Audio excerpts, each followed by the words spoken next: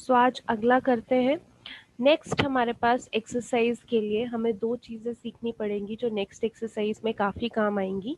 वो दो चीज़ें हैं, पहली उसमें है इंडिपेंडेंट इवेंट्स। दो तरीके के इवेंट्स हम पढ़ेंगे, एक इंडिपेंडेंट इवेंट, एक म्यूचुअली एक्सक्लूसिव इवेंट। तो यहाँ पे इंडिपेंडेंट इवेंट सबसे पहले क्या होते हैं?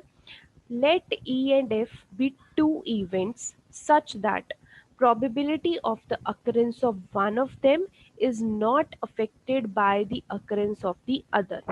इंडिपेंडेंट नाम से ही पता लग रहा है कि किसी दूसरे इवेंट पे ये डिपेंड नहीं करते, यानी एक इवेंट के होने की प्रोबेबिलिटी नहीं डिपेंड करती कि दूसरा इवेंट की क्या अकरेंस हो रही है या नहीं। इंडिपेंडेंट हैं दो इवेंट्स, और इनको अगर आपने चेक करना है क्वेश्चंस में तो आप किस तरीके से चेक करते हैं? P A intersection B. अगर आपके पास P A into P B आ जाता है, यानी probability of A intersection B, अगर probability of A into probability of B आ जाता है, it means those events are independent event. Okay, इसी तरीके से जो दूसरा है आपके पास, they are mutually exclusive events. Mutually exclusive events का मतलब क्या है? Let E and F be two events such that they don't have anything in common। दो ऐसे इवेंट्स जिनके बीच में कुछ भी कॉमन नहीं है, उनको हम बोलते हैं म्यूचुअली एक्सक्लूसिव इवेंट्स।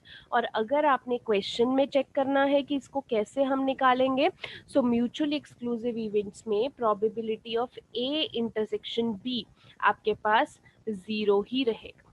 ठीक है, ओके। सो इन्हीं दो के बेसिस पे हम एक्सरसाइज आगे करेंगे शुरू।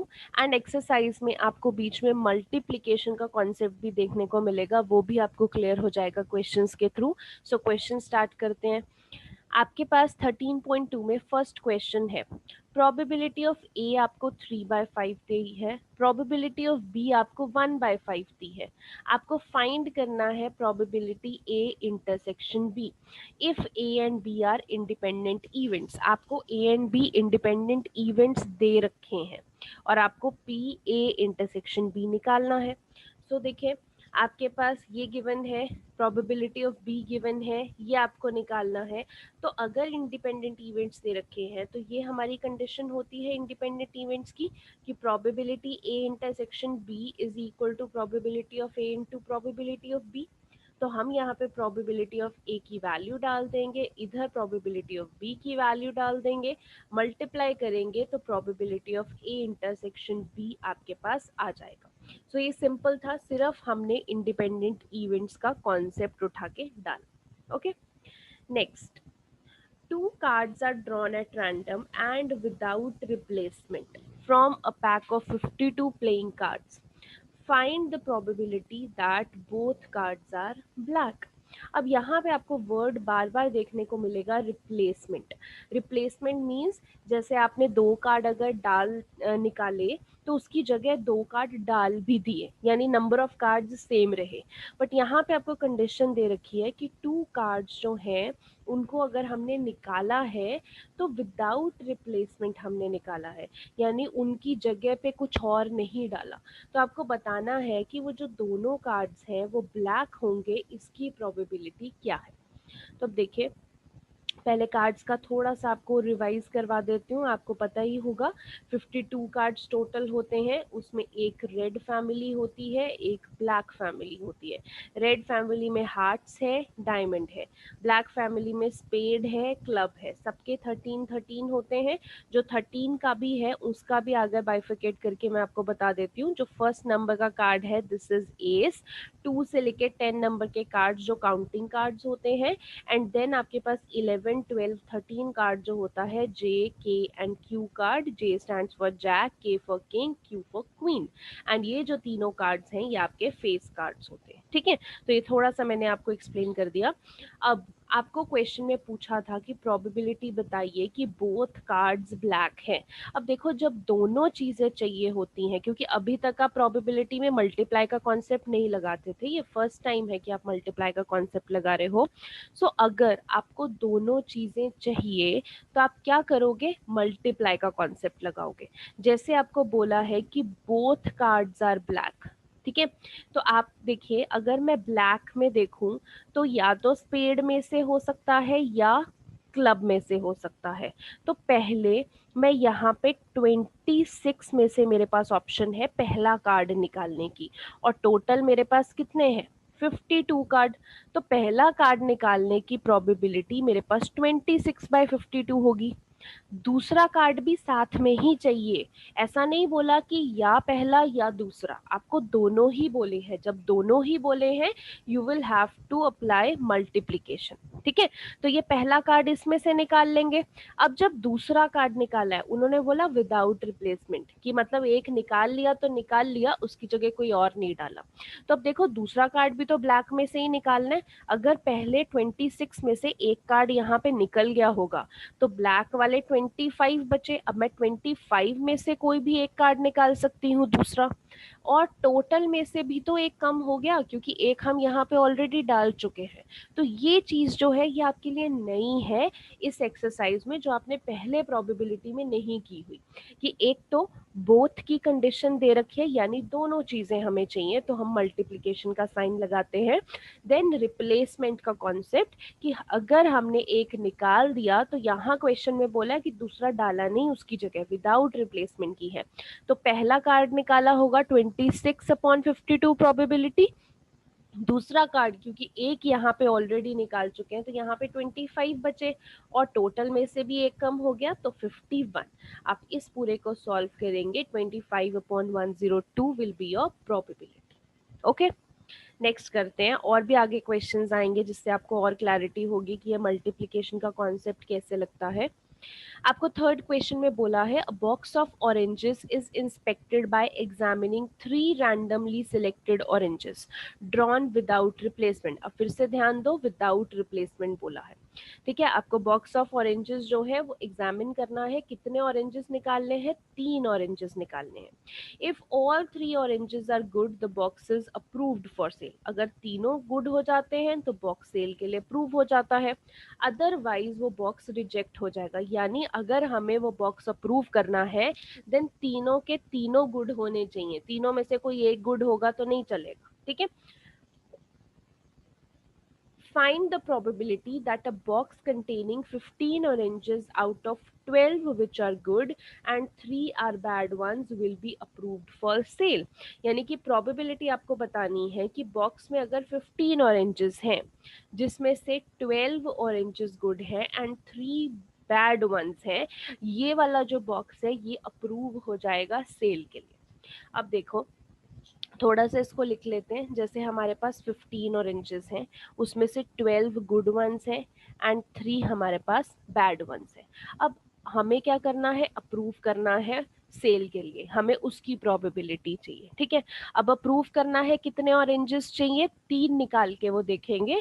तो तीनों ऑरेंजेस अगर गुड निकले तो हमारा अप्रूव हो जाएगा, ये आपने ध्यान में बात देनी है। अब यानी कि हमारे पास 15 में से सिर्फ 12 ऑरेंजेस गुड ऑरेंजेस हैं, यानी उनके हाथ में सिर्फ ये 12 में से ही कोई 3 ऑरेंज आने चाहिए। तो हम पहला ऑरेंज की प्रोबेबिलिटी लिखेंगे कि देखिए हमारे पास टोटल जो है गुड वाले वो 12 ऑरेंजेस हैं, इन्हीं में से कोई एक वो उठाएंगे, अपॉन टोटल ऑरेंजेस 15 है। अब विदाउट रिप्लेसमेंट बोला है यानी कम हो जाएंगे नंबर। तो अगला सेकंड ऑरेंज की प्रोबेबिलिटी क्या हो जाएगी, अब 12 में से एक ऑरेंज तो यहाँ चला गया, यानी अब 11 ऑरेंज बचे, और टोटल में से भी एक ऑरेंज कम हो गया यानी 14 हो गए। अब थर्ड ऑरेंज की प्रोबेबिलिटी, यानी अब 11 में से भी एक यहाँ पे रह गया तो 10 ऑरेंज यहाँ पे बचे, और टोटल आपके पास एक और कम हो गया 13 ऑरेंज। तो आप इन सबको मल्टीप्लाई करेंगे। क्यों क्यों मल्टीप्लाई करना है, बिकॉज हमें 3 ऑरेंजेस साथ में चाहिए, तीनों में चॉइस नहीं है। जब तीनों इकट्ठे चाहिए तो आपको मल्टीप्लाई का ऑप्शन लगाना पड़ेगा। सो यहाँ पे आप इसको सॉल्व करेंगे, 44/91 is your probability. Next, fourth question, a fair coin and an unbiased die are tossed. Fair coin मतलब ऐसा नहीं है कि सिर्फ हेड ही आएगा, उस कॉइन के साथ कुछ छेड़छाड़ की है, और ऐसा नहीं कि सिर्फ टेल ही आएगा, कुछ भी आ सकता है, और ऐसे ही जो डाई है वो भी कुछ भी नंबर दे सकती है। Let A B the event, A event ऐसा है कि head appears on the coin, और बी इवेंट ऐसा है कि डाइस पे 3 नंबर आएगा। Check whether A and B are independent events और not. A and B independent events होंगे या नहीं, ये आपको चेक करना है, ठीक है। तो अब देखो, आपके पास ए इवेंट क्या है कि हेड आएगा कॉइन पे, बी इवेंट क्या है कि 3 आएगा डाइस पे।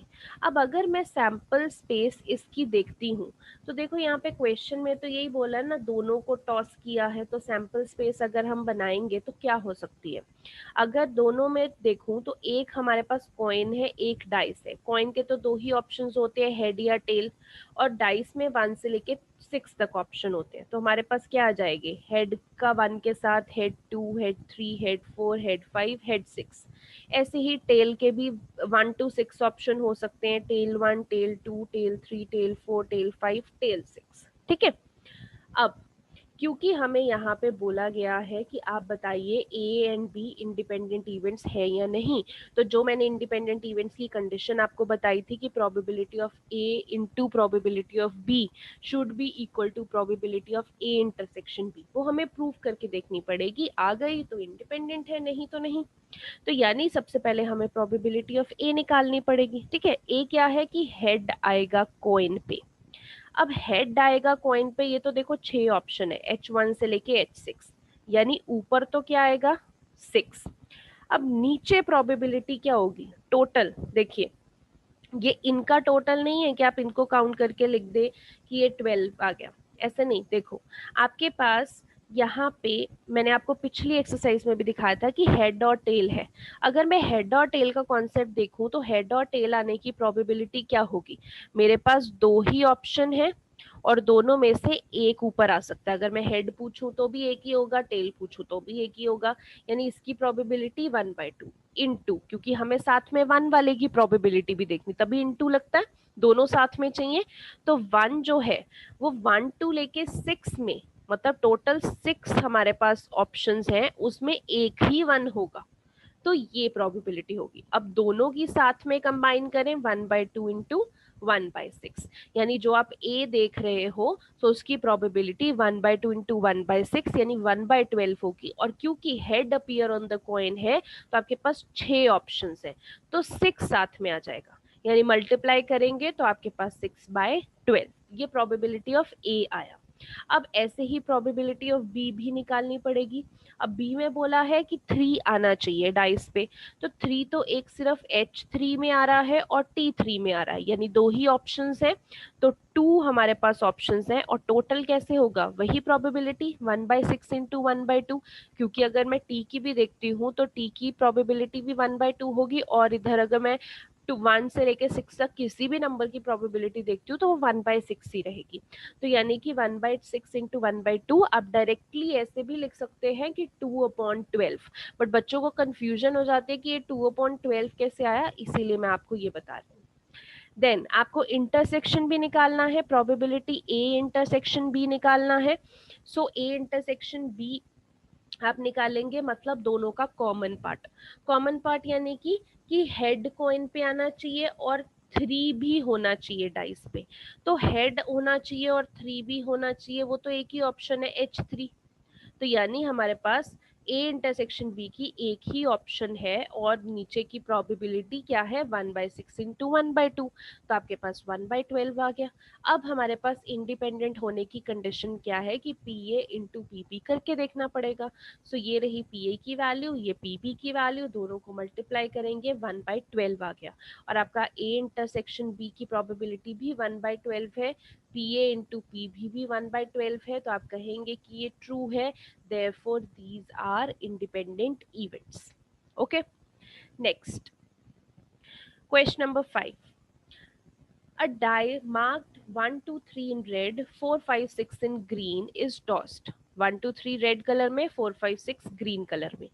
ए बी द इवेंट कि नंबर इवन होगा और बी ऐसा इवेंट होगा कि नंबर रेड होगा। अब आपको बताना है कि ए एंड बी इंडिपेंडेंट है कि नहीं, फिर से यानी इंडिपेंडेंट का कॉन्सेप्ट आ गया, वही काम करना है। तो पहले रेड देखो 1 2 3 में है, ग्रीन 4 5 6 में है। ए इवेंट की नंबर इवन होगा, बी इवेंट की नंबर रेड होगा। पहले तो सैंपल स्पेस बना लेते हैं। सैंपल स्पेस देखो है तो डाइस ही ना, 1 से लेके 6 तक ही नंबर है उसमें, तो सैंपल स्पेस में वही आएगा। अब क्योंकि आपको इंडिपेंडेंट चेक करना है तो P A P B P A intersection B तीनों चीजें निकालनी पड़ेंगी। तो अगर मैं पी ए देखती हूँ क्या है, नंबर इवन, तो इवन नंबर कितने हैं 1 से लेके 6 में, एक 2 है, एक 4 है, एक 6 है, यानी कि 3, और टोटल आपके पास 6 टर्म्स है। ऐसे ही पी बी देखती हूँ कि नंबर रेड होना चाहिए, तो रेड वाली भी कितनी ऑप्शंस है 1 2 3, तो आपके पास 3 ऑप्शन और टोटल 6 है। देन ए इंटरसेक्शन बी कि नंबर इवन भी होगा और रेड भी होगा, तो रेड में देखिए इवन कौन सा है, सिर्फ यही है 2, तो यानी एक ही ऑप्शन है और टोटल 6। तो अब इंडिपेंडेंट के लिए चेक करिए, P A into P B, आपने पी ए किया इंटू पी बी किया, आपके पास 1/4 आया, बट ए इंटरसेक्शन बी तो आपके पास 1/6 है। So PA into PB is not equal to PA intersection B, therefore not dependent. Okay. Next question. Question number 6. Let E and F be the events with PE उसमें दे रखा है 3/5, PF 3/10, E intersection F 1/5, और पूछा है E and F are independent। सब कुछ तो दे दिया, बहुत आराम से निकाल सकते हो। तो PE इंटू PF करो, PE भी दे रखा है, PF भी दे रखा है, मल्टीप्लाई कीजिए 9/50 आया। E इंटरसेक्शन F 1/5 दे रखा है, ये दोनों तो बिल्कुल ही आपस में नहीं मिलते हैं। So PE into PF is not equal to PE intersection F, therefore not dependent. Okay. Next, seventh question. Given that the events A and B are such that PA is 1/2, PA union B is 3/5, PB is small p, find करना है आपको small p if पहले case है कि mutually exclusive event है, दूसरा case है कि वो इंडिपेंडेंट इवेंट है। तो देखो कैसे करेंगे। आपके पास पहला केस कि अगर वो म्यूचुअली एक्सक्लूसिव है, तो मैंने आपको टॉपिक में ही समझाया था कैसे चेक करते हैं। अगर दो म्यूचुअली एक्सक्लूसिव इवेंट है then P A intersection B is equal to 0। ठीक है, बट अभी यहाँ पे बात ये है कि अगर हमें निकालना क्या है, पी स्मॉल पी निकालना है। ठीक है, स्मॉल पी निकालना है तो सिर्फ इससे नहीं निकलेगा, मुझे कुछ और भी चाहिए। तो यानी कि दूसरा फॉर्मूला जो इससे रिलेटेड है वो हमारे पास ये है, P A union B is equal to P A plus B B minus P A intersection B. क्योंकि क्वेश्चन में देखिए यूनियन भी दे रखा है, तो यहाँ से हिंट मिलता है कि हम दूसरा फॉर्मूला लगा सकते हैं। तो यहाँ पे पी ए यूनियन बी की वैल्यू डाल दी, पी ए की वैल्यू क्वेश्चन में दे रखी, पी बी की value small P, A intersection B 0 होगा क्योंकि म्यूचुअली एक्सक्लूसिव इवेंट है। यहाँ से आपने सॉल्व किया, आपके पास पी की वैल्यू 1/10 आ गई। देन दूसरा केस क्या है कि ये दोनों इंडिपेंडेंट है। इंडिपेंडेंट की कंडीशन क्या होती है, P A into P B is P A intersection B. ठीक है, अब क्वेश्चन में देखो यहाँ पे पी ए भी दे रखा है, पी बी भी दे रखा है, बट इंटरसेक्शन नहीं दे रखा, यूनियन दे रखा है। तो यूनियन दे रखा है, वहां से इंटरसेक्शन निकाल लेते हैं, यानी फिर से वही फॉर्मूला लगाते हैं। तो यूनियन आपको यहाँ दे रखा है, पी ए आपको दे रखा है, पी बी दे रखा है, और यहाँ पे ए इंटरसेक्शन बी की जगह हम ये वैल्यू डाल देते हैं, P A into P B, तो यहाँ पे डाल दी। सो ये आपके पास इधर आके नेगेटिव हो गया, पी इधर ही बचा है आपके पास। यहाँ पे P A into P B, P A देखिए 1/2 है, पी बी पी है, सो 1/2 इंटू पी 1/2 पी। आप इसको सॉल्व करेंगे 1/10, इन दोनों का एलसीएम लेंगे, p minus 1/2 P 1/2 P, cross multiply आप करेंगे, p की वैल्यू 1/5। ओके, आई होप आपको समझ में आ रहे होंगे क्वेश्चंस। नेक्स्ट आपके पास देखिए 8th क्वेश्चन है। 8th क्वेश्चन क्योंकि वही कॉन्सेप्ट्स पे है जो अभी तक हम कर चुके हैं, ए बाय बी, बी बाय ए, इंटरसेक्शन, यूनियन, तो ये कॉन्सेप्ट्स मैं नहीं करवा रही हूँ, this is your homework. So 8th question आप खुद करेंगे, आपकी प्रैक्टिस भी हो जाएगी। देन क्वेश्चन नंबर 9th पे आते हैं। देखो 9th क्वेश्चन आपको बोला है if A and B are two events such that कि पी ए की वैल्यू 1/4 है, पी बी की वैल्यू 1/2 है और ए इंटरसेक्शन बी 1/8 है। आपको फाइंड करना है P not A and not B. यहाँ पे ऐसे क्वेश्चन में बच्चे कंफ्यूज हो जाते हैं, not A and not B. अब इसको कैसे करेंगे वो ध्यान से समझो।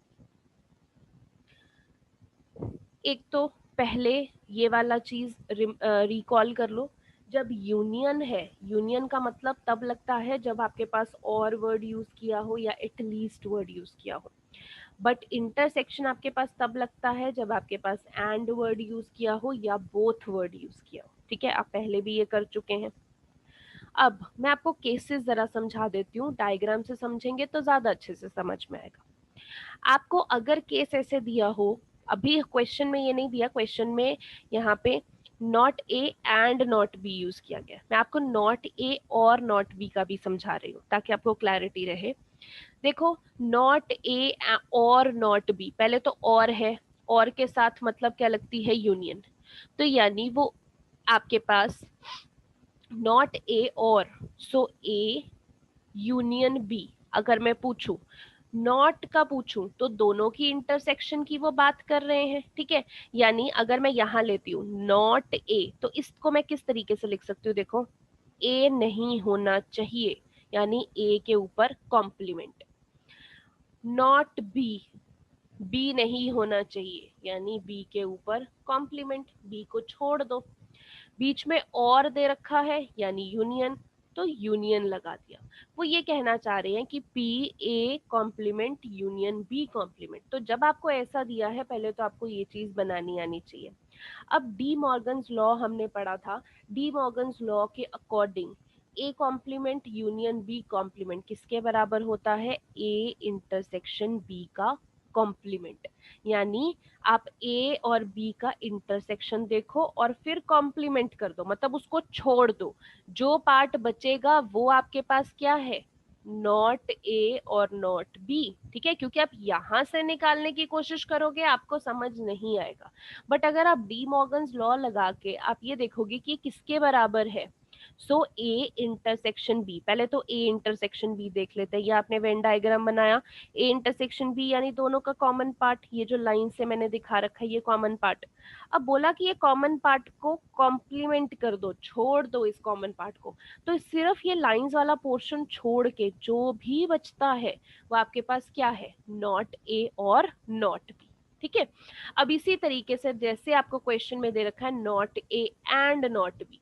ठीक है, सो नॉट ए को हम कैसे लिखेंगे, ए का कॉम्प्लीमेंट, नॉट बी को कैसे लिखेंगे, बी का कॉम्प्लीमेंट, और एंड यूज किया है तो उसके लिए इंटरसेक्शन। अब अगेन डी मॉर्गन्स लॉ के अकॉर्डिंग इसके ये किसके इक्वल होता है, A complement intersection B complement किसके इक्वल होता है, ए यूनियन बी का कॉम्प्लीमेंट। यानी आप ए यूनियन बी पहले कर लो, अब नीचे वेन डायग्राम देखो, ए और बी का यूनियन यानी सब कुछ मिला के ये कर दो, देन कॉम्प्लीमेंट कर दो, देन इनको छोड़ दो, तो आपके पास जो ये खाली पोर्शन बचा है ए यूनियन बी मिला के इसको छोड़ दो, तो यूनिवर्सल सेट में बाकी जो बचा वो आपके पास क्या होगा, not A and not B. ठीक है, तो ये वेन डायग्राम से आई होप आपको समझ में आया हो। अब क्वेश्चन करते हैं कि क्वेश्चन में क्या बोला है। अब यहाँ पे आपके पास find P not A and not B. ठीक है, तो आपके पास not A and not B यानी पी ए यूनियन बी का कॉम्प्लीमेंट आपको निकालना है, ये चीज आपको समझ में आनी चाहिए। सो यानी हम पी ए यूनियन बी का कॉम्प्लीमेंट अब कैसे निकालेंगे, देखो आपके पास ए यूनियन बी का कॉम्प्लीमेंट अगर आपको निकालना है तो हम क्या करेंगे, नॉर्मल फॉर्मूला होता है कि अगर किसी चीज का कॉम्प्लीमेंट निकालना है तो उसको वन में से माइनस कर दो, यानी one minus P A union B कर दो तो आपके पास कॉम्प्लीमेंट आ जाएगा। तो यहाँ पे आपके पास अब ए यूनियन बी भी निकालना पड़ेगा। अब ए यूनियन बी कैसे निकालेंगे, तो ये हमारे पास पता है कि ए यूनियन बी कैसे निकालते हैं, P A plus P B minus P A intersection B. ठीक है, अब क्वेश्चन में देखो आपको पी ए भी दे रखा है, पी बी भी दे रखा है, ए इंटरसेक्शन बी भी दे रखा है, तो सभी की वैल्यूज यहाँ पे डाल देनी है। आपको क्वेश्चन में दे रखा है तो आपके पास 5/8 आ गया। ठीक है। अब यानी कि आपके पास P A union B complement कैसे आ जाएगा, 1 - P of A union B, 1 ये आपके पास 5/8 आ गया, सो 3/8। अब क्यों डरते हैं बच्चे इस क्वेश्चन से, क्योंकि जब आपको ये not A and not B दे देते हैं तो बच्चों को ये नहीं समझ में आता कि not A and not B का मतलब क्या है, ए यूनियन बी का कॉम्प्लीमेंट, ये नहीं समझ में आता। ये तभी समझ में आएगा अगर आप ऐसे वेन डायग्राम बना के देखोगे एंड आप यहाँ पे डी मॉर्गन्स लॉ अप्लाई करोगे। बिकॉज अगर लिटरल मीनिंग देखें not A and not B का, सो आपके पास नॉट ए यानी ए का कॉम्प्लीमेंट, नॉट बी यानी बी का कॉम्प्लीमेंट, और एंड यानी कि intersection. But D Morgan's law के अकॉर्डिंग इसका फॉर्मूला होता है ए यूनियन बी का कॉम्प्लीमेंट। ओके, सो अभी इतना ही।